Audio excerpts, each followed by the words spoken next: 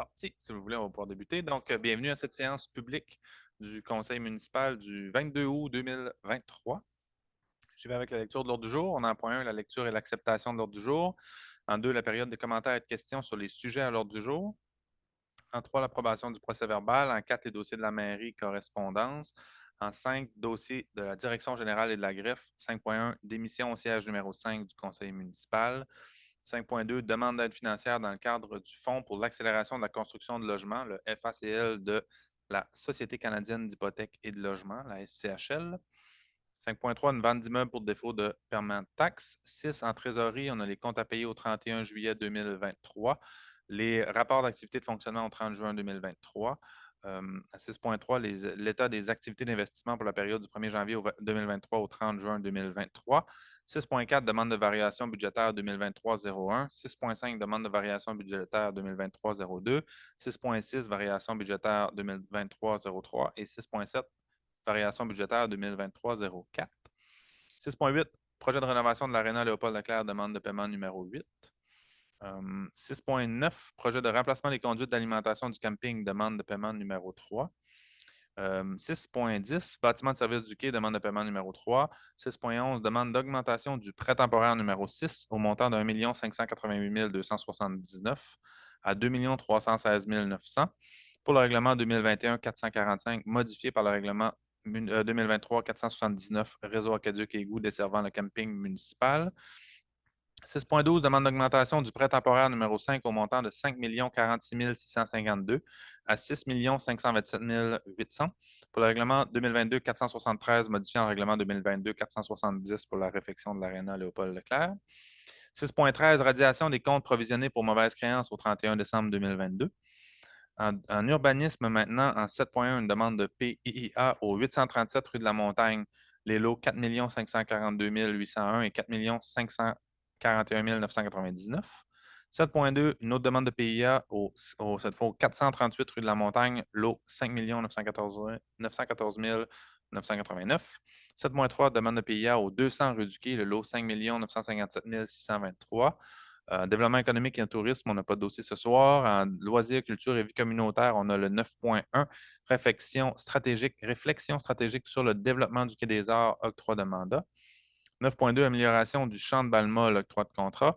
En travaux publics, 10.1, une demande d'aide financière pour les programmes d'aide à la voirie locale pour le volet redressement pour des travaux dans la route Saint-Louis.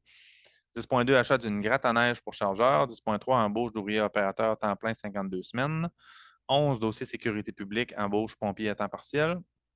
Prochaine séance du conseil en 12, autre sujet en 13, tour de table du conseil 14, 15, période de commentaires de questions et au final 16, levée de la séance. Est-ce que ça vous convient? Est-ce que j'ai une proposeur pour adopter l'ordre du jour? Denise Leblanc en fait la proposition. Merci. C'est ce qui nous amène au point 2, la période de commentaires et de questions sur les sujets à l'ordre du jour. Avez-vous des questions avec la liste des points que j'ai nommés là, dans l'ordre du jour, spécifiquement sur un de ces points-là? Oui, madame? Je suis Nicole Lépine, Oui. pas la vétérinaire. Euh, mais on avait posé une demande et je me demandais, parce qu'on est des résidents de Saint-Louis qui avons fait une demande, et je me demandais si on était dans le volet 4.1 correspondance ou dans le point Varia à la fin. Effectivement, ça fait partie des correspondances, oui, dans les demandes de correspondance. On pourra en parler si vous voulez, mais oui, si vous voulez, à la fin, on pourrait échanger si vous avez des questions. Mais oui, effectivement, j'avais prévu en parler dans la correspondance en 4 points. C'est bon? D'autres questions, commentaires sur les sujets à l'ordre du jour? On y va comme ça, puis il y aura toujours évidemment la période de questions générales à la toute fin pour toute autre question.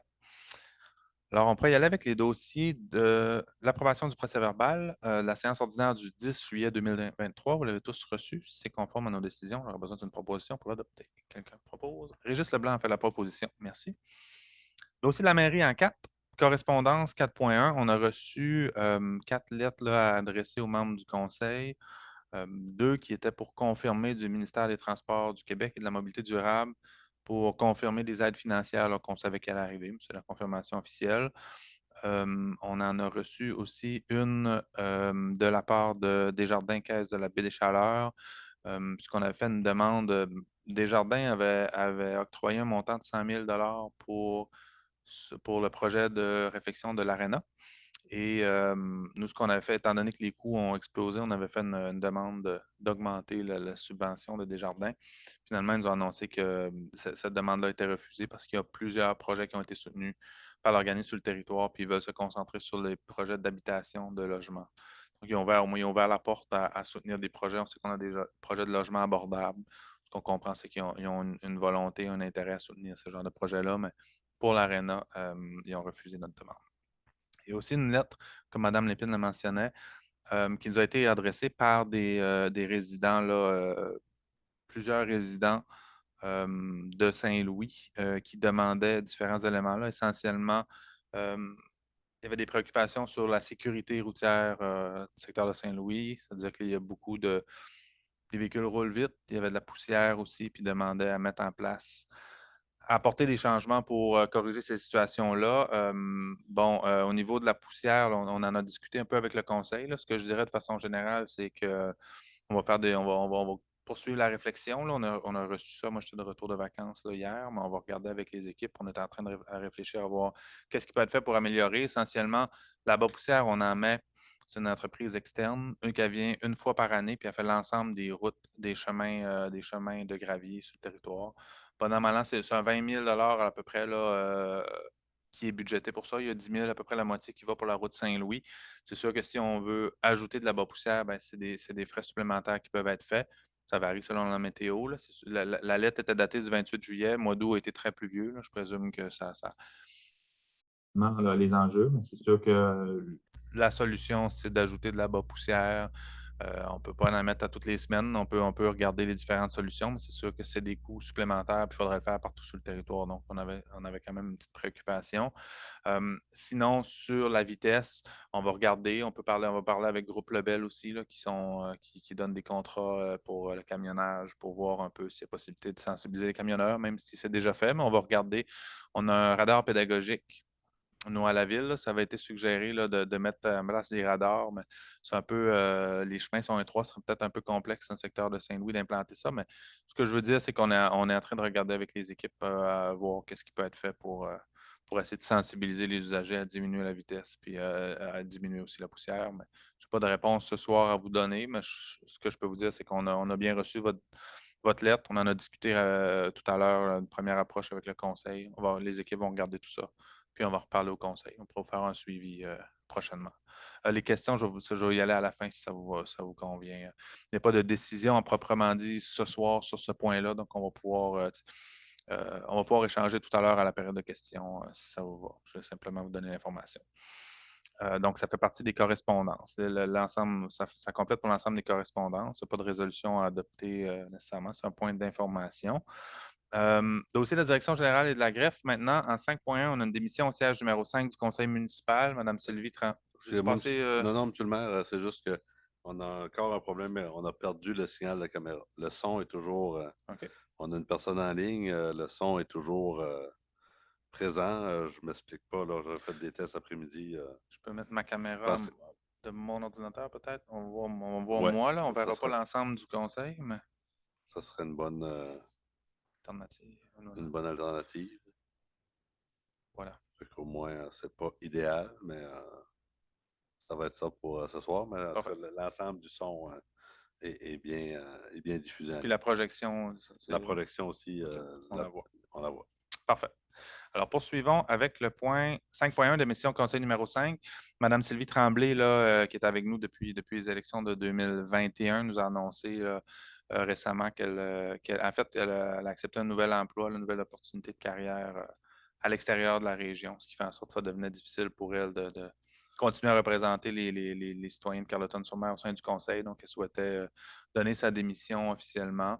Elle nous a été confirmée là, par écrit, puis là, on la dépose officiellement ce soir, ce qui veut dire qu'il y aura des élections partielles pour combler ce siège-là. Là, on n'a pas encore les dates, là, mais ça va venir à l'automne. Là. Vous pouvez vous attendre à l'automne à ce qu'on lance le processus. Donc, si vous connaissez des gens, s'il y a des gens dans la salle qui sont intéressés, ou vous connaissez des gens qui ont de l'intérêt pour la cause municipale, on va être à la recherche d'une personne supplémentaire pour travailler avec nous au développement de notre belle ville. Donc, au cours des prochaines semaines, vous allez en entendre parler assurément. j'en profite quand même, là, elle n'est pas avec nous, là, elle a dû quitter justement, comme je le mentionnais, pour son nouvel emploi, mais pour remercier quand même là, Sylvie là, de travailler dans les 2 dernières années avec attention pour nos différents projets de notre ville. Elle a toujours été là aux rencontres et participé activement. Donc, c'est une personne intéressante qui a pu amener son bagage, son expertise au conseil. Mais maintenant, pour les raisons qu'on évoquait, elle a dû nous quitter. Mais on va trouver d'autres personnes pour vous représenter la population auprès de nous dans les prochaines semaines. 5.2, une demande d'aide financière. Il n'y a pas de résolution pour le point 5, je présume. Il n'y a pas de. C'est un avis au C'est conseil. un avis au conseil, tout simplement. Parfait. Parfait. 5.2, demande d'aide financière dans le cadre du Fonds pour l'accélération de la construction de logements de la Société d'habitation et de logement et la Société canadienne d'hypothèque et de logement. C'est un nouveau programme qui vient tout juste d'être lancé par la SCHL. L'ouverture s'est faite en juillet. On savait là, que ça allait ouvrir en juillet. On avait 1 mois pour déposer un projet d'aide financière. Le programme vise à accélérer la construction de logements. Ça veut dire que eux, ce qu'ils nous demandent, c'est d'évaluer là, le nombre de logements qui ont été construits sur le territoire dans les dernières années, dans les 3 ou les 5 dernières années, faire une moyenne. À Carleton-sur-Mer, bon an, mal an, c'est à peu près 20 habitations qui se construisent par année. Sur une période de 3 ans, ça représente 60 habitations. Et le programme, son objectif, c'est de financer des initiatives pour en construire, pour accélérer, pour augmenter le rythme. Et donc, nous, on dépose ce soir un plan d'action pour demander un financement qui totalise 1,9 million. Puis ce qu'on dit à la SCHL, c'est qu'avec ce 1,9 million-là, ce qu'on vise, c'est à construire 64 logements de plus que les 60 qui se seraient construits naturellement, si on veut, si on maintient le rythme habituel, avec différentes initiatives à mettre en place, entre autres des incitatifs financiers. Bon, on a travaillé sur un plan d'action, puis on déposerait ça à la SCHL avec la présente résolution dans l'espoir d'avoir une réponse positive. Là, on est très actif sur le dossier de l'habitation. Le directeur général il a travaillé très fort, entre autres, sur cette demande-là cet été. On pense qu'il n'y a pas beaucoup de municipalités là, qui vont déposer là, dans la région. Donc, on avait les outils en main, puis on avait déjà amorcé une réflexion sur l'habitation, ce qui fait en sorte qu'on est en mesure de déposer dans un court délai. C'est ce qu'on viendrait faire ce soir avec cette présente résolution-là. Pour déposer le plan d'action, la demande officiellement, la résolution a pour objectif d'autoriser notre directeur général à déposer dans le programme d'aide financière. Alors voilà, quelqu'un propose. Alain Turcotte en fait la proposition. Merci. 5.3, vente d'immeubles pour défaut de paiement de taxes. C'est simplement qu'on enclenche le processus habituel comme à chaque année. On doit signifier là, au conseil, remettre un avis là, comme quoi on va enclencher le processus de vente pour taxes. Donc, c'est pour les immeubles qui sont à défaut de paiement de taxes de 2022 et avant. Habituellement, la quasi-totalité des dossiers se règlent là, plus l'échéancier approche. Là, on espère être en mesure de ne pas aller en vente pour taxes, mais c'est quand même une option qui peut arriver. Mais on lance le processus avec quelques arrérages. On est en contact évidemment avec ces personnes-là pour régler les défauts de paiement, tout simplement. Alors voilà pour le 5.3. En 6, maintenant, les dossiers de la trésorerie, on a les comptes à payer au 31 juillet 2023. Il y en avait pour un total de 713 436 dollars de différentes factures à payer, d'honoraires professionnels et de salaires, Hydro-Québec et compagnie. L'ensemble des membres du conseil ont vu la totalité des factures. Si vous avez des questions, en fait, si c'est conforme, j'aurais besoin d'une proposeur pour les adopter. Proposé par Denise Leblanc. Merci. Oui. Pour la liste, ça prend quand même Ça prend une pour la vente proposition. de défaut de paiement de taxes, ça prend une Résolution. résolution pour m'autoriser à procéder à la vente. OK, parfait. Est-ce que j'ai quelqu'un qui autorise? Monsieur, merci. Directeur général, merci. C'est proposé par Stéphane Figueroa. Je retourne en 6, maintenant 6.2, rapport d'activité et de fonctionnement au 30 juin 2023. C'est un dépôt seulement au conseil pour voir un peu où on se situe là, à mi-année. Je peux vous dire qu'à l'heure actuelle, au niveau des finances, là, ça se passe bien. Jusqu'à date, là, on s'oriente vers un léger surplus là, par rapport à ce qui était budgété là, pour différentes raisons, là, entre autres les ventes d'actifs. Là. On a fait des ventes de terrain dans la rue Comeau qui étaient propriété de la ville, qui sont supérieures à ce qu'on avait budgété. Bon, différents éléments. Là. Je n'entrerai pas tout en détail, puis ça peut encore bouger d'ici à décembre, mais c'est simplement pour vous dire que jusqu'à date, ça se passe bien. On respecte notre budget. On est même un peu en deçà au niveau des dépenses, puis les revenus sont supplémentaires. Donc, on va voir comment va se dérouler. Entre autres, ce qui change beaucoup aussi en fin d'année, c'est la neige. Là. Si l'hiver débute plus tôt ou plus tard, ça va avoir une grosse incidence sur le budget. Mais à l'heure actuelle, on est confortable. On n'a pas eu de grande surprise négative, du moins au niveau du budget. Donc, c'est un dépôt aussi pour le rapport d'activité. Maintenant, en 6.3, c'est un état des activités d'investissement pour la période du 1er janvier au 30 juin 2023 pour les 6 premiers mois de l'année, encore une fois. Les dépenses d'investissement, c'est des dépenses en immobilisation là, dans les biens matériels qui ont été faits. On a beaucoup de projets d'immobilisation en 2023. On l'avait présenté en 2022 quand on a présenté le plan triennal d'immobilisation. Beaucoup de choses. On en a jusqu'à date là, pour 4,6 millions, 5,6 millions, c'est-à-dire qui ont été engagés, là, qui ont été dépensés jusqu'au 30 juin, là, entre autres projets d'Arena, évidemment. Il y a 2,5 millions qui ont été décaissés jusqu'à date. L'achat de véhicules, là, on en a pour 94 000, 93 000. Le garage du Golfe qui a été complété, 281 000, donc plusieurs projets d'envergure. De ce 5,6 millions-là, on a des subventions là, qui sont rentrées aussi. Une partie de la subvention. Donc, on maintient là, tel que prévu, tel que présenté à l'automne 2022, là, les investissements qui sont prévus. Là, tout est en voie de se réaliser. Donc, voilà pour ce point-là. C'est simplement un point d'information aussi pour vous informer de l'avancement des dépenses en investissement. 6.4. Demande de variation budgétaire 2023-01. À chaque année, bon, le Conseil adopte un budget. Dans le budget, il y a... Excusez-moi Oui, encore. j'ai-tu... Pour les activités d'investissement, ça prend Ça une prend une résolution. Seigneur, ça sort clairement. Je suis mon retour de vacances, ça fait 4 semaines Désolé de que vous je... interrompre. Non, mais il faut, Ouais, je n'ai pas le choix. ouais, voilà. Moi, je ramasse les résolutions. Proposé par M. Leblanc, merci, avant de me retrouver en cours municipal. Je gère. Alors, nous voilà 6.4 avec une résolution pour celui-là. Ça va demander un proposeur ou une proposeur. Variation. Les variations budgétaires, oui, ça, Oui, on confirme le dépôt au conseil, effectivement. Oui. parfait. Variation budgétaire, simplement, lorsque un conseil adopte un budget, il y a plusieurs départements, plusieurs lignes, là, des centaines de lignes dans le budget. Et si on prévoit dépasser une ligne du budget, bien, il faut faire, si on est en haut de 5 000 il y a un processus qui fait en sorte que le conseil est avisé euh, du fait qu'il y a une partie du budget ou une portion qui va être supérieure à ce qui était anticipé. Il faut faire ce qu'on fait ce soir, une variation budgétaire. On en a 4. C'est les 4 premières de l'année 2023. Je vais les expliquer chacune. Donc, tout simplement, la première, c'est pour le poste entretien et réparation du réseau, des réseaux d'égouts. Au budget, on avait prévu 110 000 pour ce poste de dépense-là. Ce qu'on prévoit comme dépense au 31 juillet, c'est 152 000, donc 42 000 supérieur au budget. Pourquoi? En fait, c'est sur la rue Comeau, pour la construction, il y a 5 jumelés qui sont en construction. Dans notre entente, lorsqu'il y a une vente de terrain puis il y a des constructions sur les rues où il y a un fossé, l'entrée charretière est à la charge de la ville.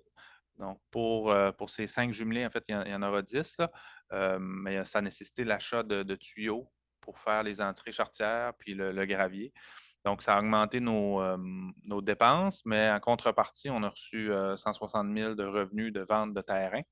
Ce qu'on propose de faire dans cette variation budgétaire-là, c'est pour le 42 000 où on a dépassé le budget, on prévoit le prendre dans le poste vente d'actifs, qui est donc les revenus de vente de terrain, d'aller chercher 42 000 parce que les ventes d'actifs sont supérieures à ce qu'on avait prévu au budget initialement. On va en vendre pour plus que prévu. Donc, on prend 42 000 dans les ventes d'actifs, on l'injecte dans le poste d'entretien et réparation du réseau d'égout pour les raisons que j'ai expliquées. Si ça vous va, j'aurais besoin d'une proposition pour l'adopter. Proposée par M. Turcotte. Merci. Variation budgétaire en 6.5, la variation 2023-02. Toujours le même principe que je vous ai expliqué. Cette fois, c'est pour le poste budgétaire qui s'appelle Entretien et système de réfrigération. C'est un entretien pour ce qui s'appelle un échangeur à plaques à l'Arena. Léopold Leclerc, on est dans les travaux de réfection. Les spécialistes qui sont sur place ont constaté on devait faire un entretien majeur sur notre échangeur à plaques dans le système de réfrigération. Ce n'était pas prévu, mais eux se déplaçaient déjà pour faire des travaux à l'aréna. Et donc, après validation avec nos équipes, c'est une dépense qu'on doit faire. 29 169. On avait au budget prévu 20 000 pour ce poste budgétaire-là. Finalement, on anticipe des dépenses plutôt de 49 169, donc un dépassement de 29 169. La demande de variation budgétaire, c'est pour un montant de 30 000 supplémentaires. On viendrait chercher ce 30 000-là dans le poste électricité. On a eu des économies, entre autres avec la fermeture de l'aréna au niveau de l'électricité. Donc, on l'irait chercher dans le poste électricité pour le mettre dans entretien système de réfrigération. Ça va, j'aurais besoin d'une proposition pour l'adopter. Régis Leblanc fait la proposition. Merci. Troisième demande de variation budgétaire, la 2023-03. C'est dans le poste honoraire professionnel. On a un budget, on a prévu au budget 33 000 d'honoraires professionnels pour des différents projets de développement, entre autres. On prévoit un dépassement de coût de 20 000 C'est dû, en fait, tout à l'heure, dans les points, j'ai parlé du dépôt d'une demande d'aide financière qu'on a fait à la SCHL pour les projets d'habitation. On vise à aller chercher 1,9 million de subventions pour déposer dans ce programme-là pour avoir bien coté, avoir des points.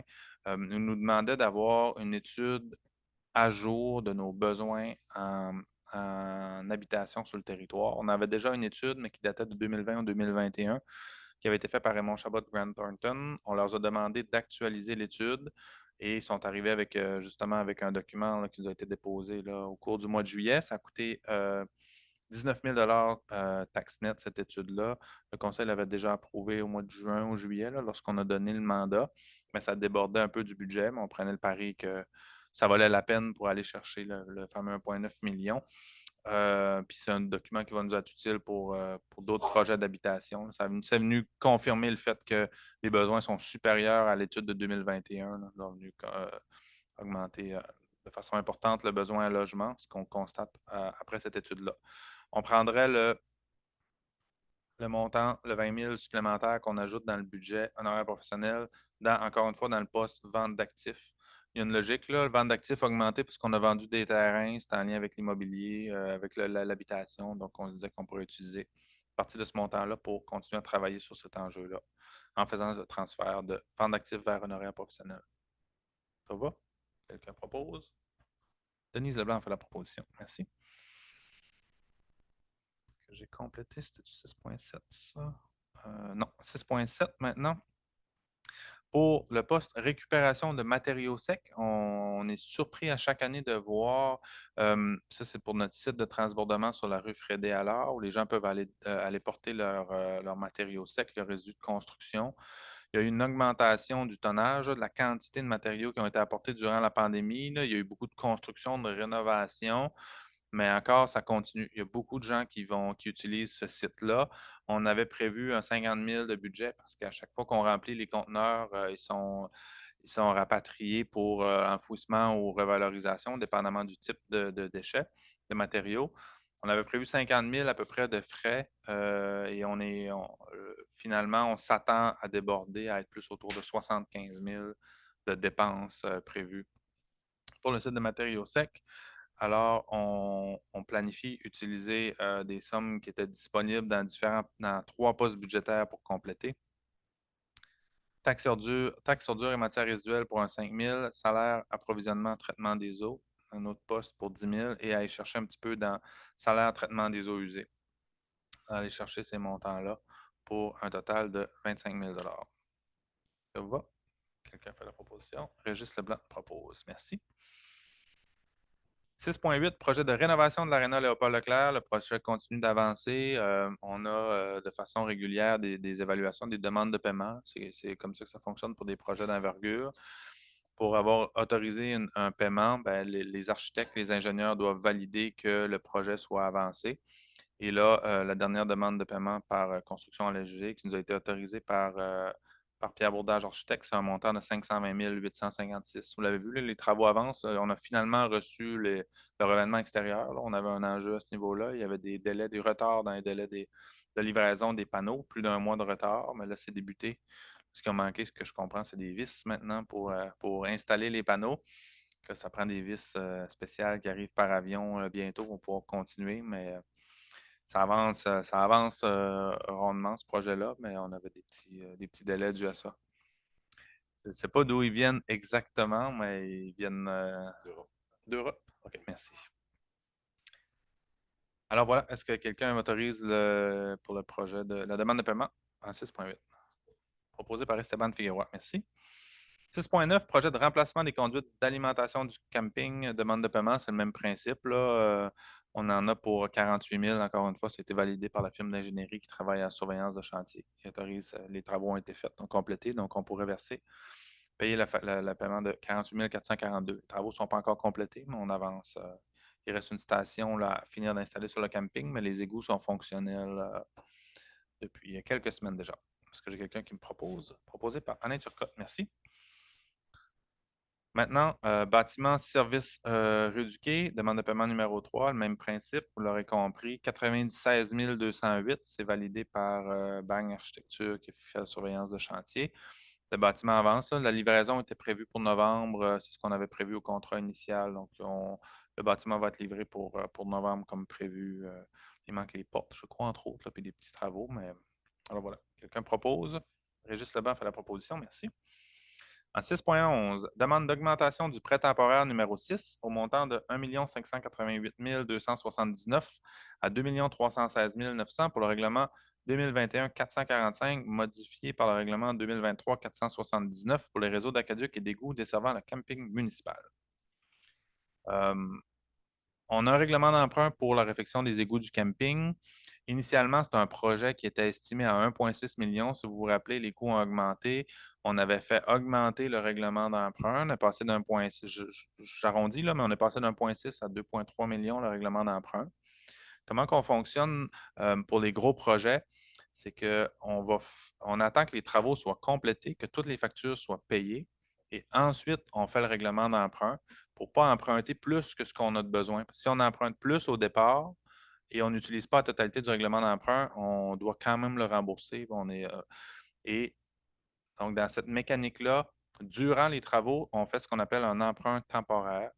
Donc, on emprunte temporairement un montant, puis on paye les fournisseurs. Puis lorsque le projet est complété, là, on va à un règlement d'emprunt officiellement pour le montant total. Et là, j'ai expliqué qu'on a augmenté le montant du règlement d'emprunt. On est passé d'1,6 à 2,3 millions, mais on n'avait pas augmenté le montant du prêt temporaire. C'est ce qu'on viendrait faire ce soir, c'est d'augmenter la différence de 786 000 pour le prêt temporaire, qui est le prêt numéro 6 à la Caisse des Ardennes de Baie-des-Chaleurs. Pour le règlement 2021-445. Il n'y a pas de changement là, depuis les dernières fois dans ce projet-là, au niveau des coûts du projet depuis qu'il a été approuvé. C'est simplement plus une mécanique financière qu'on fait ce soir. Ça va? Quelqu'un fait la proposition? Stéphane Figueroa propose. Merci. Le même principe pour le prochain point, le 6.12, pour un autre projet, mais c'est la même mécanique. Encore une fois, une demande d'augmentation du prêt temporaire numéro 5 au million de 5 46 652 à 6 527 800 pour le règlement 2022-473, modifiant le règlement 2022-470, réfection de l'Aréna Léopold Leclerc. À l'époque, on avait un projet, là, quand on est allé on a fait notre prêt temporaire de 5,4 millions. Finalement, le règlement d'emprunt, les coûts avaient augmenté. Là, le règlement d'emprunt officiel, c'est un projet qui est estimé à 6,5 millions. Ce qu'on viendrait faire, c'est augmenter le même principe, le prêt temporaire pour la durée des travaux, pour ensuite aller à un règlement d'emprunt. L'augmenter, passer de 5,4 à 6,5 millions.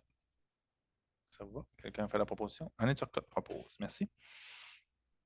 6.13, radiation des comptes professionnels pour mauvaise créance au 30 décembre 2022. Les membres du conseil ont reçu une liste de comptes pour mauvaise créance. Essentiellement, c'est des comptes de 32 sous, 3 sous, 99 sous, 2,44. C'est vraiment des petits montants qui ont traîné, qu'on vient radier tout simplement. Il y en a un qui est plus important. C'est un montant de 6 100 en fait, ce montant total, c'est pas vrai, de 14 815. Puis ça, en fait, c'est une situation là, on a déjà traitée en séance publique du conseil. C'est pour la rue Quartier-Chaleur.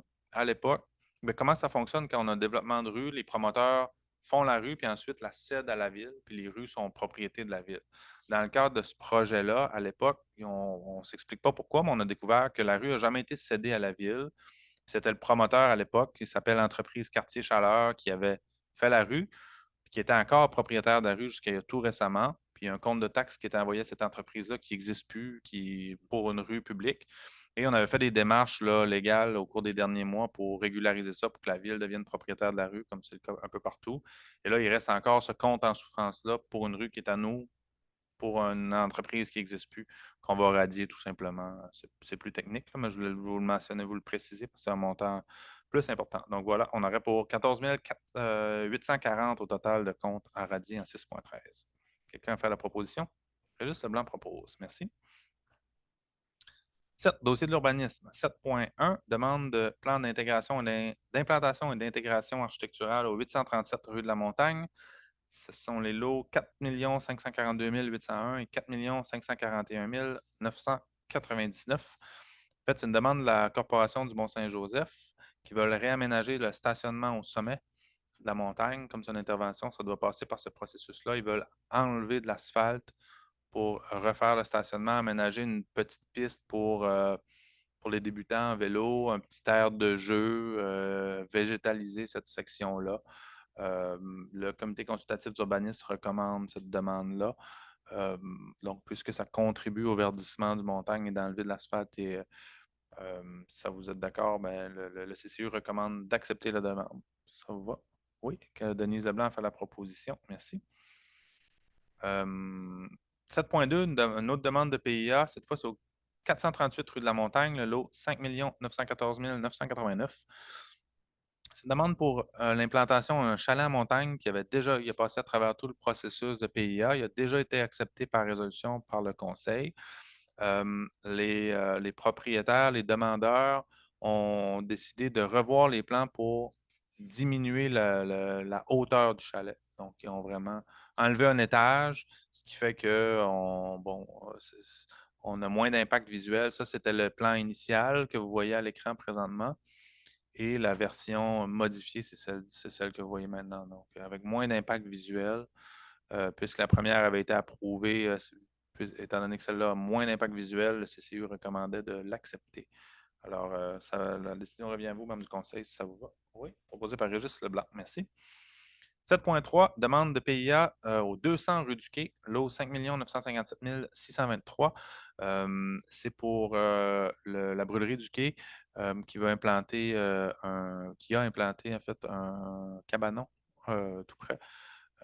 Puis, il y a une demande qui a été faite au CCU et le comité consultatif d'urbanisme recommande au conseil de refuser la demande puisque le bâtiment ne s'harmonise pas. Ce qu'on demande dans le PIA, c'est que ça s'harmonise avec les bâtiments existants autour.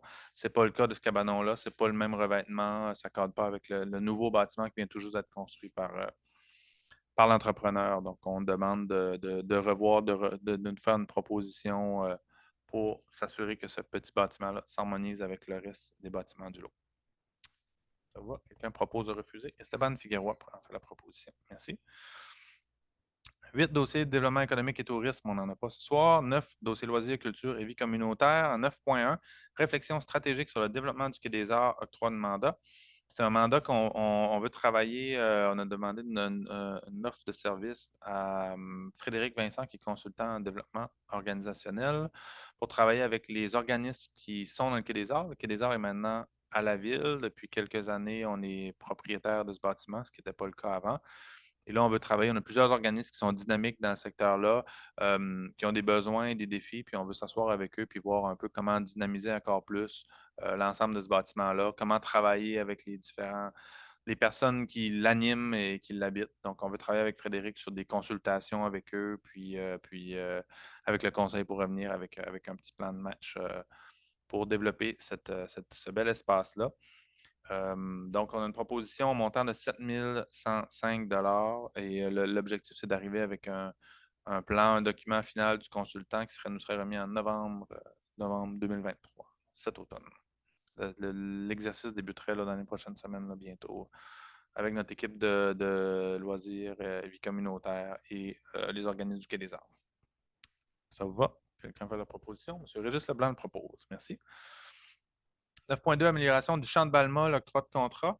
C'est un contrat qui serait donné à Gazon en main pour un montant de 10 440 avant les taxes pour refaire une partie de la surface gazonnée du terrain de Balmol. Je ne sais pas si vous avez eu l'occasion d'aller voir. C'est un projet qui avait été déposé dans le budget participatif, la première édition, pour réaménager le terrain de Balmol. Ensuite, on a fait des cabanes.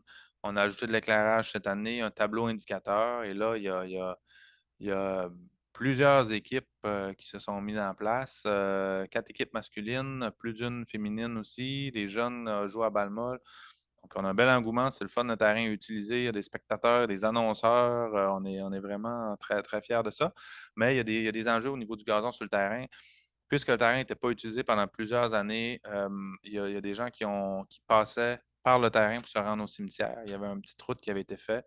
Et là, on veut venir corriger ça parce que ça peut être dangereux pour les joueurs, évidemment, qui courent dans les champs, là, d'arriver sur cette route-là, qui n'est pas en même surface. Donc, on vient niveler le terrain, corriger des petites situations comme ça. On a une proposition de soumission de l'entreprise Gazon en main pour faire ces travaux-là. Montant de 10 440. Les travaux seraient faits quand, M. le directeur général? Est-ce que c'est 2024 Ce serait ou fait à l'automne. à l'automne cette année? OK. Après la saison de base. OK. Les travaux seraient faits pour que le gazon soit utilisable l'année prochaine. Merveilleux. Ça vous va, membre du conseil? Ça vous donne une proposition? Oui, Stéban a fait la proposition. Figueroa, merci. En 10, dossier des travaux publics. En 10.1, une demande d'aide financière pour le programme d'aide à la voirie locale, volet redressement pour des travaux dans la route Saint-Louis. C'est un programme d'aide financière c'est de l'aide financière qui vient du ministère des Transports du Québec, mais c'est un projet qui est piloté par la MRC pour l'ensemble des municipalités du territoire.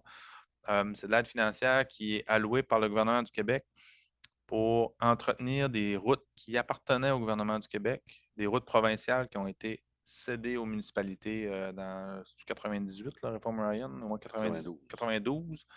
Et périodiquement, il y a des programmes comme ça. Il y a une évaluation qui avait été faite au cours des derniers mois des besoins à Carleton-sur-Mer dans les routes rétrocédées. Saint-Louis était prioritaire et montagne. Et donc, là, ce qu'on vise, c'est d'aller chercher du financement puisqu'on a déjà été identifié pour refaire le pavage, donc l'asphalte, environ 100 mètres au sud de la voie ferrée pour se rendre jusqu'à la fin, en fait, jusqu'au nord, jusqu'au bout de l'asphalte, au début des côtes de Saint-Louis, pour ceux qui sont familiers. C'est un projet, on a un estimé d'Eurovia pour ce projet-là un estimé qui est à 580 000. On va rester à revoir tout ça, mais ce qu'on veut faire avec cette résolution-là, c'est autoriser notre directeur de travaux publics à déposer une demande d'aide financière.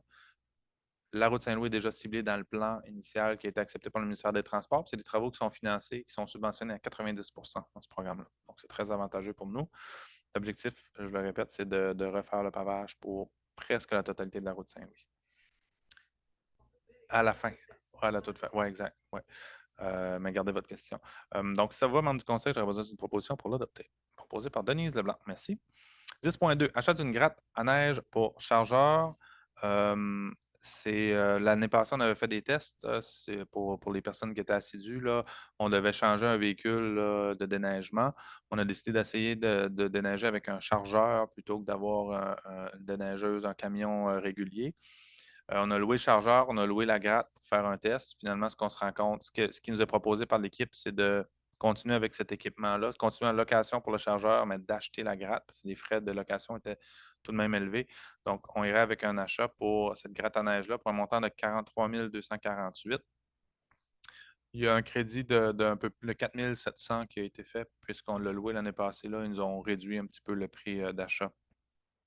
De cette gratte-là, on financerait cet achat-là par un règlement d'emprunt, le règlement 2021-452 qui est déjà existant pour l'équipement de neigeurs. Ça vous va? Quelqu'un fait la proposition? Oui, Régis Leblanc propose. Merci. 10.3, embauche un ouvrier opérateur aux travaux publics à temps plein 52 semaines. Il y a eu une rotation, des départs, des arrivées dans l'équipe. Et il y avait un poste de 52 semaines qui s'est libéré. Ce qui serait proposé, c'est de procéder à l'embauche de M. Patrick Poirier, qui est déjà dans l'équipe des travaux publics, mais qui tomberait sur un poste temps plein 52 semaines à partir du 24 juillet dernier. Ça vous va? Quelqu'un fait la proposition? Proposée par Alain Turcotte. Merci.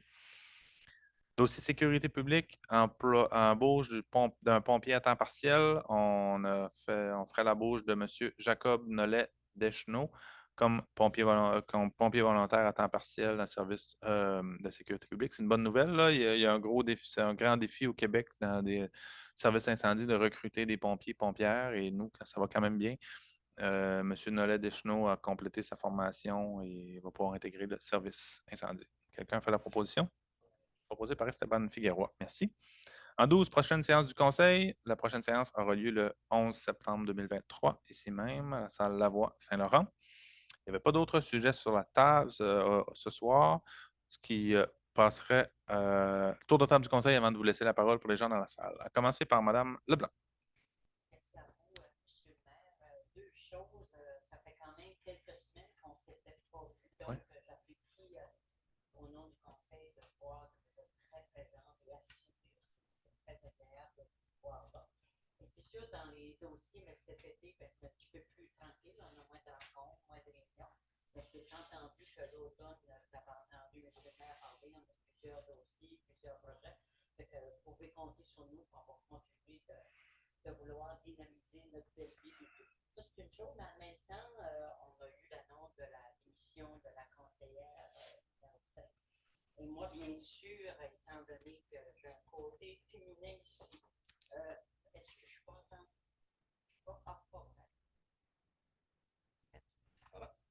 Faut-tu que je répète? Non? OK. Donc, je vous inviterai, si vous êtes intéressé, c'est une bonne affaire. Dans le cas où vous l'êtes moins, mais ça serait peut-être le fun d'avoir un petit peu plus de parité côté féminin. Monsieur le maire n'a pas osé le dire, mais ça serait peut-être le fun de l'avoir. Merci à vous. Ça prend, effectivement, un conseil, ça prend. Ben, je pense que c'est bon Oui, d'avoir une ça prend une certaine mixité diversité d'âge et de sexe. d'âge, Ouais, oui. tout à Très fait, bon point. absolument. Âge, Ouais, sexe, tout ce que vous voulez. ouais, absolument. J'ai un petit message que je voulais passer. Parfait. Merci. Monsieur Turcotte? Rien pour moi. Bonsoir. Merci. Monsieur Figueroa. Bon, bonsoir tout le monde. Je voudrais ajouter un peu ce que Mme Leblanc dit. Si vous connaissez du monde et vous êtes intéressé à vous présenter aux élections partielles, ça serait bien. Puis, avoir une femme, bien sûr, là, et ça, il faut chercher ça tout le temps. En plus, si elle est jeune, c'est beaucoup mieux, amener de nouvelles idées, ça serait bien. Parler à votre entourage, ça serait bien. Il vient de vouloir faire une compétition avec moi, hein, c'est ça? Non, mais une femme.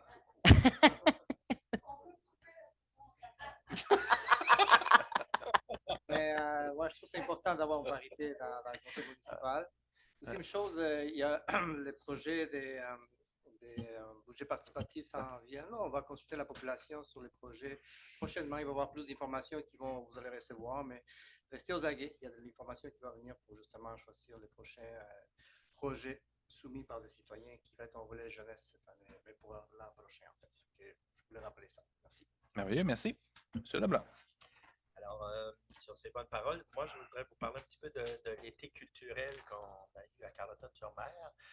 Il y a eu différentes inaugurations. Vous avez eu l'inauguration qui a été faite du Mini-Pot, le projet de budget participatif de l'année passée. Donc, c'est un succès de fréquentation, un succès de participation. Du côté de l'art comme tel, il y a eu l'inauguration d'une installation d'un artiste qui a vécu pendant longtemps à Carleton, couturier, qui a fait un appel il y a quelques années à la population pour apporter des objets qu'on n'utilisait plus pour finalement leur donner un nouveau souffle. Donc, le titre du projet, c'est Murmure d'histoire, donc faire parler des objets qu'on a jugés inutiles, etc. Fait que, allez voir cette installation-là. On a fait l'inauguration il n'y a pas longtemps et ça va se déplacer sur nos différents lieux touristiques. Cet été, c'est ici. L'an prochain, on va le déménager ailleurs. Fait que la ville va l'entretenir au fil des ans avec la collaboration expertise de Louis. Fait que, je vous invite à aller voir ça.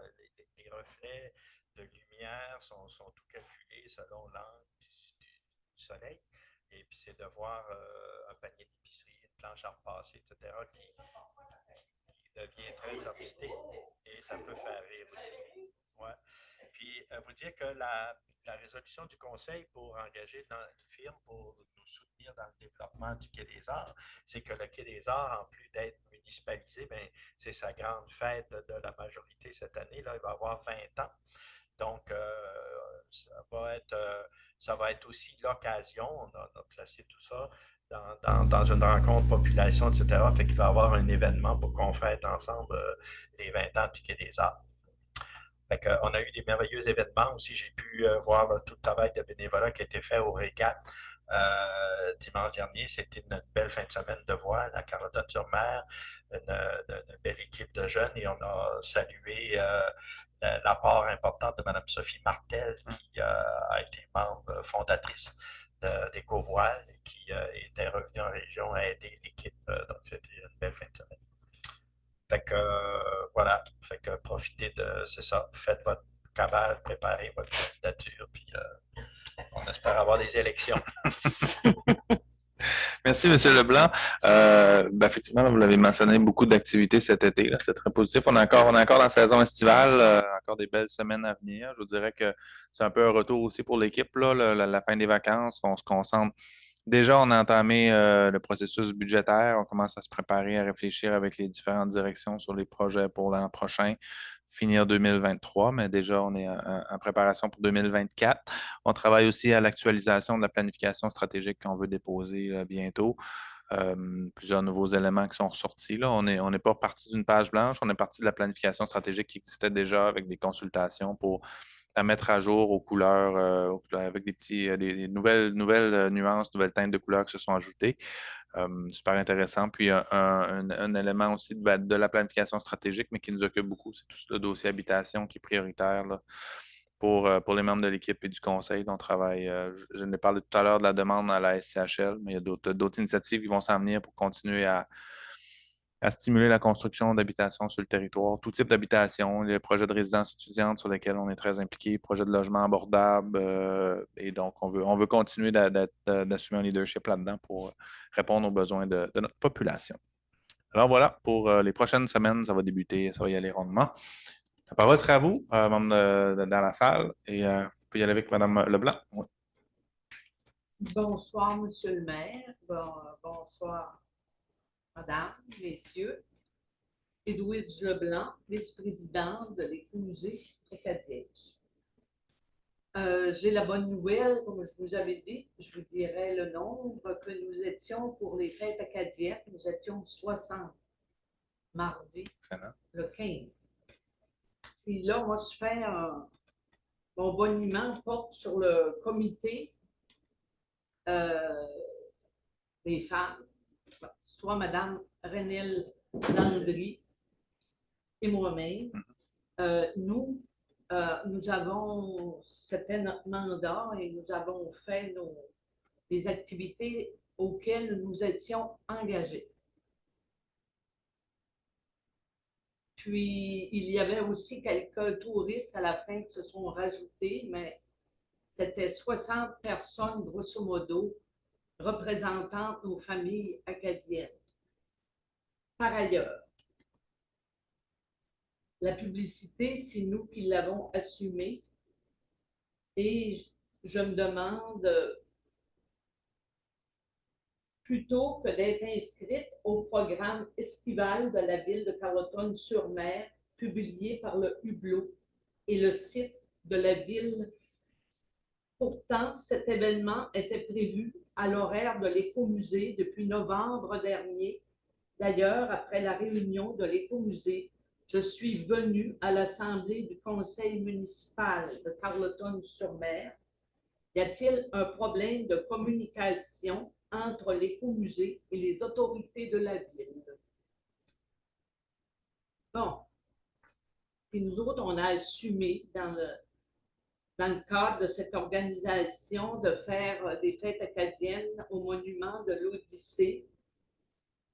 Puis, l'activité principale, c'est que nous avons demandé à un jeune de 14 ans qui a écrit une scénette d'une durée de 15 minutes à propos de la vie de deux Acadiens ici au 18e siècle. Ils avaient des costumes d'époque du 18e fournis par la Société historique Machaut de Pointe-à-la-Croix.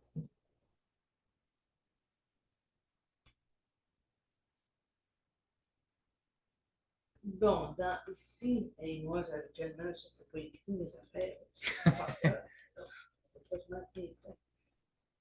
Bon, et ces jeunes-là, c'est Raphaël Saint-Onge Figura avec Damien Casey qui ont représenté. Ils avaient appris ça par cœur. C'était très émouvant.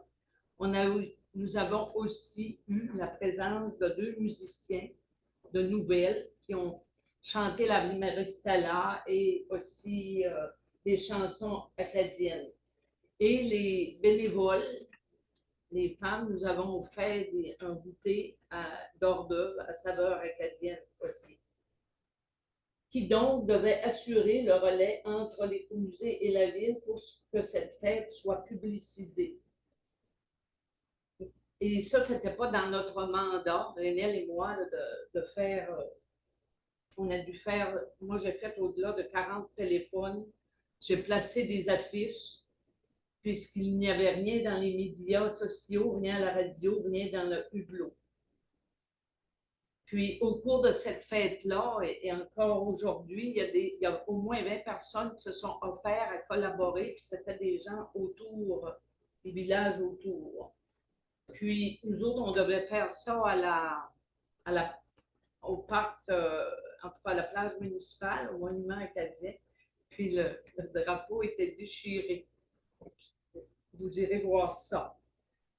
Puis, parce que quand on a un monument, c'est un privilège, mais on a des devoirs. Et c'est ça, nous devons, les familles acadiennes, se regrouper chaque année. Y a-t-il problème de communication entre l'écomusée et les autorités de la ville? Je ne saisis pas très bien votre demande. En fait, ce que je comprends, c'est que c'est un événement qui a été organisé par Enel et vous sous l'égide de l'écomusée, mais il y a eu un petit enjeu de communication. Ben, c'est-à-dire que ça a été décidé au mois de novembre l'an dernier et j'ai venu ici témoigner que l'écomusée avait décidé, c'était permis, nous avions des fêtes acadiennes. Je suis venue vous le dire, que l'écomusée allait dans cette voie-là. Nous avons fait notre mandat. Mais cependant, ça, c'était pas dans notre mandat de faire la publicité. Mais on a dû l'assumer et voilà, l'événement a eu lieu malgré le mauvais temps, malgré le manque de publicité, mais ça, s'il vous plaît, il a une problématique. Et je voulais vous en faire part. Parfait. Ce que je peux faire, je peux pouvoir en discuter avec l'équipe là, pour voir un peu le rôle de la ville versus l'écomusée. Habituellement, on a toujours, on fait toujours de la place aux différentes activités des organismes. L'écomusée est un organisme reconnu par la ville. On travaille régulièrement ensemble. Donc, je pourrais regarder avec Pascal Alain ou peut-être sur Leblanc. Là, on va essayer de faire la lumière là-dessus pour voir un peu c'est quoi les enjeux. Puis si ça vous va, on pourra peut-être se reparler en individuel là, pour essayer de bien saisir puis voir s'il y a des enjeux ou s'il y a des éléments à corriger. Là, mais merci, félicitations pour l'organisation de ces événements-là, de souligner. Ça prend une assemblée générale. C'est ça. De Notre l'écomusée. mission, s'enligner sur les politiques culturelles de la ville de Carleton-sur-Mer. C'est très politique. Mais je veux dire, en dehors de le hublot, puis en dehors des causeries, nous sommes 2, mais notre volonté, c'est un projet éducatif que nous avons monté. Moi, j'ai travaillé des mois au cours de l'hiver avec ces jeunes-là qui pourront aller à la virée. J'avais demandé un budget pour des costumes. 2014, René Arsenault, député de l'Aude-Bord, a demandé pour les plus belles baies du monde que l'écomusée, qu'on soit prêt à avoir des costumes d'époque pour... Ici, il y a de la culture dans la communauté qu'on puisse s'exprimer. Je veux dire, c'est ça, l'écomusée. Maintenant, il y a le CIRAD, maintenant, il y a des fouilles archéologiques, mais nous aussi, on voudrait que ça soit ouvert pour Tracadèche, qui étaient tous les villages autour. Donc, ce que je vous propose, c'est qu'on s'assoie puis on regarde ça, là, parce que je veux juste aussi pas qu'on mélange le rôle de l'écomusée versus la ville, là. S'il y a des enjeux avec l'organisme d'écomusée, là, c'est peut-être une chose, là, mais l'écomusée, c'est un organisme en soi qui n'est pas relié, avec lequel on travaille, on Non, collabore, là, bien mais sûr. ouais, Non, ouais. non, je posais une question. OK. Puis j'ai noté aussi pour le drapeau, là, je ne sais pas si c'est encore le cas, mais on va s'assurer que le drapeau déchiré soit Bon, ben, remplacé merci. s'il y a lieu. Merci. Madame Degary. Puis après ça, Madame Ouais. Lépine. Oui. Je suis passée il y a quelques jours devant la nouvelle petite bâtisse de service. J'ai été heureuse de constater qu'on a installé des demi-marches pour les petits vieux, les petits vieilles. Tout le monde. Oui, ben c'est ça. Puis là, je me suis dit, c'est bien simple comme idée. Peut-être qu'on pourrait faire la même chose aux estrades, au Parc des Horizons. Ouais, Un ouais. endroit où on ferait des demi-marches. Puis le problème est réglé. Alors, On va le fait la regarder. Je ne sais demande. pas, là, j'essaie de voir. Là. C'est sûr qu'il y a l'accès par la surface gazonnée, mais on va le regarder, Oui. assurément. Oui, oui, on peut le Parce regarder. que C'est une bonne c'est simple, ça suggestion. coûte pas cher. Ouais. En tout cas, félicitations. Je ne sais pas qui a pensé de faire ça à la petite bâtisse de service. Mais génial. Ben, super, on va passer le message à l'équipe, puis à Alain Bernier qui a travaillé sur ce projet-là principalement avec Bang Architecture, mais c'est sûr que dans tous nos nouveaux bâtiments, on a toujours un souci pour l'accessibilité universelle, puis s'assurer que tout le monde puisse en profiter. Donc, merveilleux. On va passer le message à l'équipe, puis on va regarder pour la modification au Parc des Horizons. J'ai une deuxième question. Allez-y. Peut-être deux volets. Concernant les logements, Oui. vous avez dit qu'il y en a près 60 qui ont été construits récemment, puis vous prévoyez en construire à peu près 60, c'est ça? Ben, ce que je disais, c'est que bon an, mal an, il s'en construit à peu près 20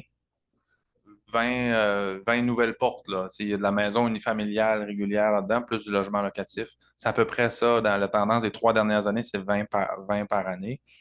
Et nous, on propose un plan sur 3 ans, au lieu d'en avoir 60, si la tendance se maintient, on veut passer à 124, en construire 20 de plus par année que ce qui se fait naturellement. Puis ma question, c'est, il m'a semblé, selon les informations qui circulent, que le pourcentage de logements non abordables est beaucoup plus grand que le pourcentage de logements abordables qui a déjà été construit.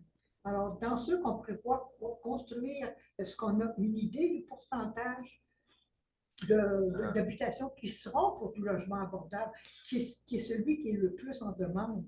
Il ne faut pas penser seulement aux rentrées de taxes. Non, ben, tout type de logements sont en demande, là.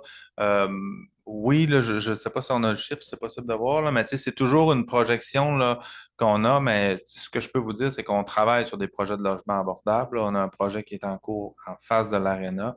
La Ville a confirmé une aide financière, un don de terrain.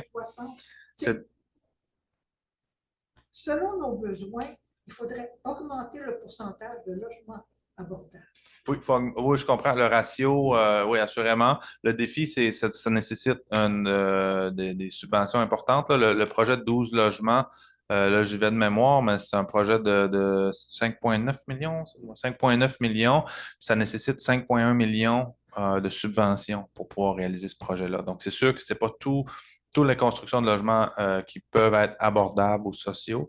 Mais on demander plus pour en avoir un minimum. Je vous dirais qu'on dépose dans tous les programmes admissibles, on dépose des projets assurément. On est parmi le peu de municipalités qui ont été acceptées d'ailleurs pour ce projet-là de 12 logements. On a encore des enjeux de financement, là, mais on avait un bon dossier puis on continue de travailler en ce sens-là.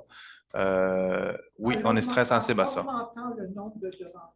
Parce que jusqu'à maintenant, c'est critiquable. Oui, je pense que les derniers projets d'habitation sociale abordable, c'est le projet de la Belle Embarquée là, qui remonte à 2012. Oh, je suis déménagée là, je suis contente. Je rajeunis depuis que je suis là. T'es rendu là. Oh, je rajenis depuis que je suis là. J'ai fait pour des petits films, moi je rajenis. Ouais, donc, on veut continuer à travailler sur des projets comme ça, mais c'est sûr que c'est des gros engagements financiers, puis ça prend du financement du gouvernement du Québec puis du Canada dans ces projets-là. C'est ça qui est difficile à aller chercher. Mais on travaille en ce sens-là. Oui. À cette question-là. À un moment donné, il y avait été question de construire un éco-village, ou Ouais. en tout cas, Ouais. est-ce que c'est encore en vie, ça? Ben, on veut le ramener, je vous dirais que ça a comme ça a baissé là, par faute de ressources. Là, mais on avait une personne qui travaille là-dessus. Ben, on veut raviver ce projet-là. On en parlait pas plus tard qu'il y a quelques minutes en séance de travail, mais vous allez en entendre parler. Oui, Ah, oui. excellent, Ouais, ouais. excellent. Ouais, Mais moi, je reste à la belle remarquer. ça, je comprends. Oui. Ça Quand je marche. serai rendu à peu près à la trentaine, là, je pourrais considérer peut-être aller ailleurs. Ça marche. Ben, madame, est-ce que ça complète? Oui, Oui. merci. Madame Lépine? Oui, ben d'abord, merci d'avoir considéré notre lettre. Je suis avec Ghislaine Vincent, qui est aussi résidente de Saint-Louis. Oui. Effectivement, on a une dizaine de personnes qui ont signé la lettre, mais on est en plus. Vous avez mis l'emphase sur la poussière. La poussière, c'est pas poussière pour se plaindre simplement, c'est l'enjeu sécurité qui est amené par la poussière. Parce que quand les véhicules roulent, là, vous avez raison, là, c'est en Sibérie, là, on était dans l'eau, on se plaint pas de la poussière. Mais sauf que juste aujourd'hui, avec moins de 24 heures, pas d'eau, ben, on descendait la côte tantôt, là, puis on traînait plein de poussière. En moins de 24 heures. Fait que c'est pas long. Mais tout l'été, moi, je fais ici 6 mois par année. Et je suis arrivée début juin. Et c'est pour ça qu'à un moment donné, avec d'autres voisins, c'est lui peut-être en faisant une demande. Parce que c'est un enjeu de sécurité. Il n'y a pas juste les camions de la comment ça s'appelle? Ceux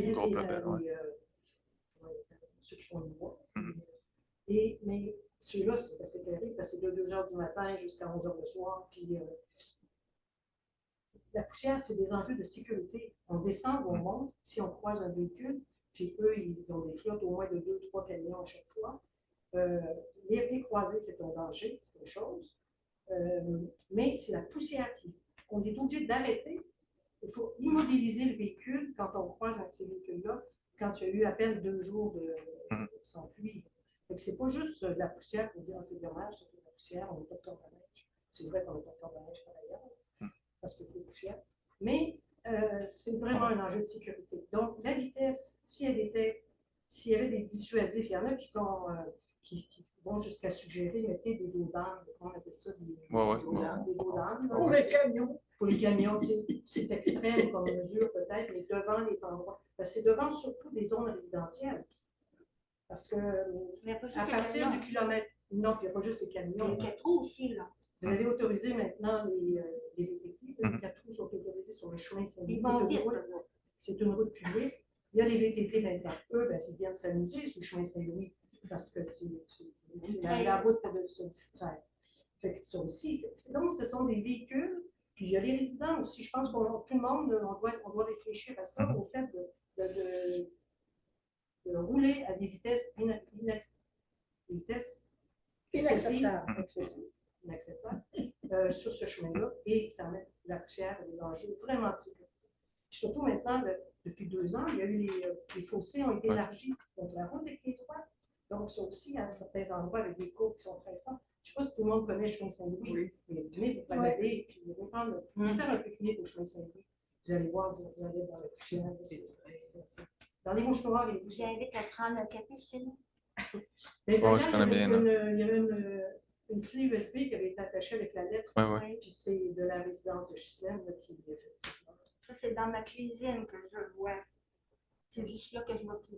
On voit rien. Il y a un véhicule qui passe, puis on ne voit plus rien. Là, donc, cette poussière-là, c'est des enjeux de sécurité, c'est vraiment important. Donc, on se disait, est-ce que vous avez mis un panneau de limite de vitesse, là, plus près de la 132, je pense, parce qu'il y a une garderie. Bon, est-ce que ça a un effet dissuasif? Mais ce serait intéressant de faire l'exercice, d'en mettre aux endroits où il y a des résidences. Il n'y en a pas tant que ça le long de la 132. Tu sais, il y a chez Mado-Denis, après ça, il y a le rond-point Louis-Ghislaine. Après ça, il y a un peu plus loin, il y a quelques fermes dans le rond-point, vers la Grange à Pipe, dans ce coin-là, il y a une ferme. Il y a 3 ou 4 endroits stratégiques où, s'il y avait un visuel dissuasif, à défaut des deux langues, je pense que ce serait intéressant d'essayer. Et pour la poussière, vous dites que vous le faites une fois par année. Je pense que ça a été fait début mai cette année, juin. Moi, c'est le début de saison. Il me semble que ça a été fait vraiment pas beaucoup. Ça a été fait partiellement, très très vite. Là. il y avait plus. Moi, quand Le je suis lendemain, arrivée il y en le avait fin plus. mai, je n'avais pas vu, moi, qu'il y avait eu un revêtement pour diminuer la poussière. 10 000 $. Ben, je veux dire, vous économisez déjà sur le déneigement à Carleton pour Saint-Louis. Vous ne déneigez pas le chemin Saint-Louis parce que, bon, on connaît la raison, il y a un jugement. Vous n'avez aucune obligation de déneiger. Peut-être que vous pourrez augmenter un petit peu le budget pour dire au moins, parce que vous êtes obligé d'entretenir, la ville de Carleton doit entretenir. Entretenir, ben, c'est comme là, la route, là, c'est la planche à laver avec l'eau, c'est ravalé partout. Puis, donc, ça peut être intéressant de réfléchir. OK, on sauve sur le déneigement sur le chemin Saint-Louis, mais peut-être qu'on pourrait augmenter un peu pour l'entretien, la poussière et l'entretien. Parce que je pense que ça a été fait une fois aussi, gratté. Je ne sais pas pour le terme qu'on utilise. Un nivelage, oui. Ça a été fait une fois. Oui, puis quand ils ont fait la côte, là, pourquoi ils n'ont pas mis de l'abrasif tout de suite pour garder la gravelle là, et non que ça en aille? Là, ça s'en va. Elle est rendue, il n'y a même plus de démarcation, ça s'en va dans le fossé, ça s'en va chez les arbres, partout. Ça va être à recommencer. Vous avez mis 3 pouces, puis là, je me dis, il doit rester 2 pouces. Je ne suis pas familier, là, je comprends. C'est plein de planches à laver, ben, vous devriez venir plus souvent. Ben, je vais régulièrement. Là. Je connais le secteur, là, mais je comprends, mais au niveau technique, là, sur la. Mais il y a au-dessus de 300 000 qui a été mis là, dans la route Saint-Louis dans les 2 dernières années pour refaire cette route-là. C'est sûr que c'est un défi, puis c'est un chemin de gravier. Le mois de juin, début juillet, ça a été sec, où je comprends au niveau de la poussière. Oui, il y a du monde en bicyclette, il y a du monde à pied qui aime courir. Tu regardes ça, le monde, c'est plein de trafic qui monte. C'est des trous, ça n'arrête pas. Oui. Mais pourquoi que le chemin, vous entretenez le chemin, OK, il a été refait, ça a mis 300 000 $. Ça aurait été quoi de mettre de l'abrasif de plus pour qu'au moins ça reste là, ça reste comme vous. Comme la voirie entretenait avant le chemin, c'était comme de l'asphalte. Pourquoi que les autres, c'était comme ça? Ne pas me dire que c'est le point de vue écologique, parce que la faune a poussé pareil. La faune, il y en a pareil. Du bois, il y en a, tiens, c'est rien de ça tout le long du chemin. Le chemin, c'était comme de l'asphalte. Qu'est-ce qui fait qu'avant, il était comme ça? Puis, je ne sais pas. On va demander à notre directeur de travaux publics, là, mais on pourrait essayer de. Mais c'est sûr que la volonté, c'est de s'assurer que le chemin soit le meilleur possible. On a travaillé avec des professionnels sur un plan, puis on a investi pour refaire, mais là, je ne sais pas, je ne connais pas les solutions, mais on va le regarder, comme je le disais tout à l'heure, puis on va essayer je prends bien acte de vos commentaires. Parce que, un jour, il va y avoir un accident grave. Ben, Puis ce serait dommage que ce soit causé justement à cause du manque de sécurité sur cette route-là. Ce serait dommage. Donc ça fait un lien avec la lettre qui a été signée par tous les résidents et résidentes. Votre point sur la route, les travaux sur la route Saint-Louis, je comprends que c'est le premier kilomètre de la route à Saint-Omer jusqu'à ce que ça commence après. La partie asphaltée qui serait refaite. Oui, exact. C'est sûr. Parce que le reste de la route, on demande un entretien aussi. Et pourtant, c'était au gouvernement avant ça. La partie où on est, c'était au gouvernement avant. Oui, absolument. Mais tu sais, S'ils donnent de l'argent pour la partie en bas, ben, c'est un chemin qui était à eux autres avant. Il y a de l'argent en haut aussi.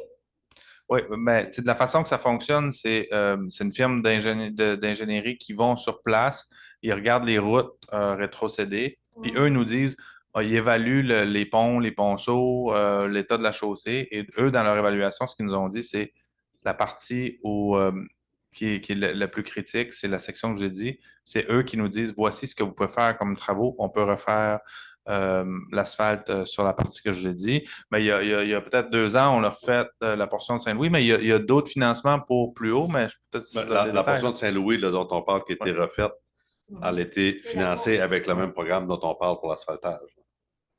Oui, mais pour le précédent plan d'intervention, ce qui était priorisé, c'est la réfection de la partie de gravier. Ouais. Donc, ça a été financé par le même programme. Donc, ça a été fait il y a 2 ans, en fait. Et là, ce programme-là avait ciblé l'asphaltage du bas de la rue qu'on va faire dans le programme actuel. C'est que beaucoup de gens viennent s'amuser à Saint-Louis. Oui. Ils profitent de cette route-là parce que c'est flippant, parce que tu fais de la vitesse, que tu parce que les gens ne le vivent pas. Là. Mais essayons de penser aux gens qui le vivent et aux qualités de vie et de sécurité. Puis je pense Voilà. Question. Oui. Je ne connais pas votre organisation. Les conseillers par des sièges de numéros, est-ce que ça définit un secteur? Non. Le numéro ne veut absolument rien dire, là, mais il n'y a pas de districts électoraux. Là, donc, Ok. lorsqu'il y a des élections, tous les sièges, tous les citoyens vont voter pour le ou la maire, mairesse et 6 conseillers conseillères. Donc, Non, ouais. ça, C'est un chiffre qui est purement aléatoire. Ouais, effectivement. C'est bon. Ouais. Merci. Bienvenue. Puis il y avait une question, je pense que vous aviez une question tout à l'heure pendant que j'étais dans les points à l'ordre du jour. Là. Je ne m'en rappelle plus c'est lequel, mais vous vouliez me poser une question, mais je dis d'attendre un peu à la fin. Là. Ben, c'était par rapport à la route Saint-Louis. C'est la route Saint-Louis, OK. OK, c'était celui-là, c'est bon. C'est ça. OK, parfait. C'est ça qui avait Ça marche. soulevé la question. Mais sinon, le reste, voilà. Je pense que j'espère qu'on vous a sensibilisé à la cause, puis qu'on va vous voir à Saint-Louis. Merci. Oui, madame. Bonsoir, Salut. Jean-Lisson. Ça serait pour demander qu'on nivelle la route pour aller au dépotoir. Ouais. C'est une aventure, ce dépotoir. Ouais. Ça, c'est possible. Puis, au bout du quai, où est-ce qu'on entre pour aller dans le parc, il y a une bordure de ciment, puis il y a beaucoup de gens qui s'entendent. Je ne sais pas s'il y a la possibilité de mettre juste, je ne sais pas, un petit poil de bois, je ne sais pas, juste pour monter la bordure. Je suppose que. La bordure, c'est pour empêcher les voitures. C'est une butée de béton qui se déplace, là? Ou... On rentre là pour aller en haut, Oui, là. oui, oui. Il y a une partie où il n'y a pas de clôture pour. Une Ouais. partie, ouais. Ouais. Une bordure, puis il y a beaucoup de gens qui s'entendent dans le temps. Je suis pas sûr de Quand comprendre. les Je suis pas gens sûr de sont, quand comprendre les gens c'est où, sont je- sur le patelage de bois puis ils veulent sortir, Ouais, il y a comme un petit temps. OK. Enjambé, OK. toujours enjambé. Je ne sais pas pourquoi ça a été fait comme ça, parce que c'est vraiment pour aller soit à la pêcher ou aller au parc. Ben, initialement, là, si je me rappelle bien, là, dans les plans, là, il ne devait pas avoir cette entrée-là. Ça devait être une clôture tout le long. Puis finalement, on a fait enlever une section parce que sinon, les gens devaient partir à l'autre bout pour se rendre au parc. Et on a enlevé cette section-là, mais c'est probablement pour ça qu'il y a. c'est pour qu'il y a Ouais, je comprends. OK, on peut regarder. Ah oui, il y avait des barres. Puis sur la rue des Bouleaux, on a un lampadaire, mais il y en a pas. Ah, depuis longtemps? C'est nouveau ou? Oui, ça fait longtemps. Il est situé au 36 des Bouleaux, c'est un lampadaire. OK. C'est noté. On va regarder ça. Puis, route du dépotoir, on peut le regarder. Là, il est nivelé comme les autres. Le défi de celle-là, puis c'est la même chose en Beaulieu pour la première portion. La route est plus basse que les champs. Donc, ça fait, quand il pleut, l'eau s'en va pas de la route. On n'est pas capable d'évacuer l'eau, ce qui fait que ça crée des trous d'eau, puis ça brise. Ah oui, oui, J'ai failli laisser mon chargement dans le chemin. Ah oui, c'est un défi. Il faudrait relever la route de façon importante pour que l'eau se draine. Mais oui, on va regarder, là, mais peut-être m'ajouter. Mais ouais. C'est Oui. très le fun, mais ce qui est pas le fun, c'est les petites Ouais. roches. Il a peut-être fallu mettre plus des grosses roches, du ciment, je ne sais pas. Oui, on va Parce que travailler là, sur des ça va solutions. maganer les tapis. Oui, oui, oui. Là, il faut balayer quotidiennement, mais Ouais. l'équipe est en train de regarder pour essayer de trouver une solution pour. Ciment. Ouais, Ben, merci. ça fait plaisir, c'est bien noté. On va faire des suivis, mais on a noté tout ça. Merci. Ça marche. Juste une question. Est-ce qu'il y a un suivi aux questions au point qu'on vient d'échanger? Ben, Suivi dans un prochain conseil? Ben, ça dépend de ce qu'on fait habituellement, c'est que lorsque les questions, puis on est en mesure de répondre aux questions, il n'y a pas de suivi, ils sont consignés dans le procès verbal des séances publiques. Quand on n'a pas la réponse, ben, on va faire le suivi à la séance d'après. Ben, je reviens s'il y a des questions pour lesquelles on n'avait pas de réponse. Souvent, ben, il y a des suivis qui se font de façon individuelle, là, quand c'est plus des cas précis. Des fois, les équipes ou moi, on rappelle, puis on fait des suivis. Fait que ça dépend. Là, tu sais, ce soir, là, il y a plusieurs. Là, c'est notre directeur général. Là, qui fait là. Ouais. Bon, on s'assure qu'il n'y a pas d'en échapper. Là. Oui. Moi, j'aimerais ça qu'il y ait un suivi, au moins pour moi, parce que moi, le vent est d'ouest très souvent. Oui. Cette semaine, il y a un du soleil toute la semaine. Je suis sûre, moi, aujourd'hui, ça commençait la poussière. Oui. Fait que la poussière, je suis collée, puis ils vont vite. C'est pas difficile à comprendre. Sur le coin, Oui, je comprends très bien. Oui, oui. c'est effrayant. Ben, je vais prendre vos coordonnées. Qu'est-ce que je peux faire pour le faire convaincre, hein? J'ai une suggestion. Si Ouais, tu je vais donnes prendre. tes coordonnées pour cette lettre-là, Mhm. ça pourrait être la représentante. Oui, parce qu'on n'avait pas de. J'avais les noms, Oui, évidemment, là, mais c'est j'avais pas de. Ben, c'est pas- il n'y a pas de, il y a pas de souci, mais je me posais la question en lisant la lettre, comment faire assurer le suivi, mais je pourrais prendre vos coordonnées, vous deux, si vous le souhaitez, puis on va vous contacter. Parfait. On va faire ça dans les prochaines secondes. Ben, à moins qu'il y ait d'autres questions. Oh, il y a des questions en ligne. Oui, j'oubliais les gens en ligne, excusez. Allons-y. Je ne sais pas qui a posé la question, là, mais c'est l'affaissement du terrain en bord de mer entre le catamaran et le trottoir de bois. Je me demande si un remplissage sera effectué avant l'automne. Les barrières de sécurité et les cônes oranges ont été déplacées et les herbes longues ont poussé et laisse une partie dégagée sans barrière, ce qui pourrait être dangereux pour quelqu'un qui s'aventure sur le bord du terrain. C'est Mme Nicole C. Je ne sais pas si vous avez une réponse pour ça, là, mais l'état des travaux, là, mais je sais que c'est un défi là, dans ce secteur-là. Ben, c'est là, sûr, c'est une zone problématique là, qu'on surveille. Là. Je prends bonne note, je vais faire un rappel. Là. C'est sûr, ce qu'on envisage, c'est d'analyser une intervention plus globale. Là. Suite aux commentaires de Mme Allard, on va aller voir là, sur place qu'est-ce que ça a l'air pour, à tout le moins, sécuriser la zone qui était endommagée. Ça marche, merci. Une question de Rémi Essiam. Est-ce que c'est par manque de fonds que la Ville n'a pas identifié la rue de la Montagne et la rue du Phare ou une autre raison pour... Il y a une autre question. Pour l'accès universel, ça semble s'arrêter au souci malheureux. Je ne comprends pas bien la question. Là. Est-ce que c'est par manque de fonds que la Ville n'a pas identifié la rue de la Montagne et la rue du Phare? Je ne sais pas ça. On est en validation. Là. J'ai déjà eu des contacts au niveau de la rue de la Montagne avec M. Essiam. Écoutez-moi, mon hypothèse, c'est que c'est un oubli. Là. Il n'y aurait pas de signalisation de rue. Donc, ça a été mentionné, ça sera commandé. Là. Ça prend un certain délai pour recevoir ces affiches-là. Puis, normalement, l'ensemble des rues municipales sont affichées là, au coin des rues. Là. Donc, à mon avis, c'était un oubli. OK. À mon sens. Parfait. Puis l'autre question de M. Essiam, pour l'accès universel, ça semble s'arrêter au souci, malheureusement. Je ne comprends pas très bien. C'est parce que je parlais tout à l'heure on parlait du bâtiment de service sur la rue du Quai. Oui, non, c'est pas vraiment une question, plus un commentaire. Là, fait que je vais...